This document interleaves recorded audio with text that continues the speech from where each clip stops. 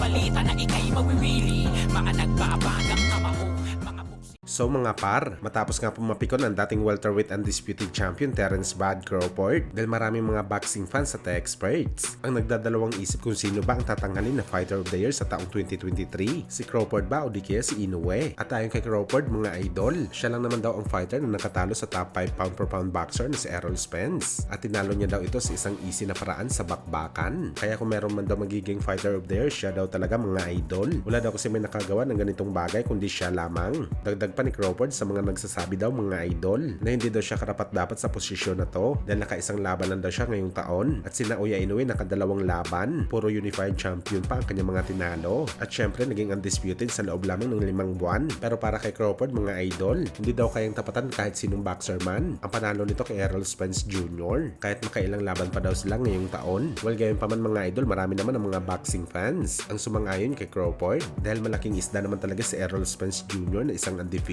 at isang unified champion sa 3 titulo. Bagamat marami din ang hindi sumang-ayon sa kanya dahil nga kahit solid daw ang pangalan ni Spence bilang isang fighter, alam daw ng lahat mga idol na bago daw matalo si Errol Boy sa bakbakan, wash out na daw ito mga idol at tinadtad na ito ng maraming injuries sa aksidente at ilang taon na din nawala sa action sa bakbakan. Kumbaga mga idol, hindi na ganun kabagsik si Errol Spence na tinalo niya sa laban. Pero para sa atin mga idol, either way sa dalawang fighter, karapat dapat na mabigyan ng parangal na Fighter of the Year. Pwede si Crawford, pwede naman si Naoya Inoue. Bagamat kung si Pacman siguro ang tatanungin mga idol kung papipiliin siya kay Inoue at Crawford, kahit hindi niya pa ito sinabi mga idol, malamang pipiliin niya na maging Fighter of the Year ang Japanese Monster kumpara kay Terence Crawford. Noong June pa lang kasi mga idol, matapos ang naging laban ni Crawford kay Spence at matapos ang laban ni Inoue kontra kay Fulton, sinasabi na po ni Boss Manny na para sa kanya, si Inoue daw ang kanyang best pound per pound boxer over kay Crawford. At sa ngayon na tinalo na ni Naoya Inoue si Marlon Tapales at naging undisputed ulit sa 122 pounds. Malamang mga idol ang boto ni Manny Pacquiao. Si Inoue talaga ang kanyang Fighter of the Year, hindi ang 3 division world champion na si Terence Crawford.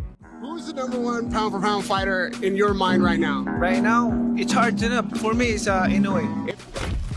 Sa kabilang banda naman mga idol, Manny Pacquiao tinutukan ng galawan ng 2 Division World Champion na si Luis Pantera Nery. Kung saan mga idol, seryosong pinag-aralan po ni Pacman ang boxing style ni Luis Nery matapos mapabalitan ang susunod na laban ng Japanese Monster Naoya Inoue ay ang Meksikano na kanyang WBC mandatory challenger. Malamang mga idol, tinitingnan ni Boss Manny ang galaw ni Pantera kung may kakayahan ba ito na tumalo sa pangmalakasan na galawan ng Hapones. Kagaya kasi ni Marlon Tapales mga idol na medyo pinahirapan si Inoue sa kanilang laban. Isang magaling na left-handed fighter din po itong si Luis Nery at kilalang isang power puncher sa mas mababang dibisyon. Sa ngayon kasi mga idol, ang nakikita natin na merong mahina si Inoue ay ang lumaban sa mga kaliweting fighter sa bakbakan.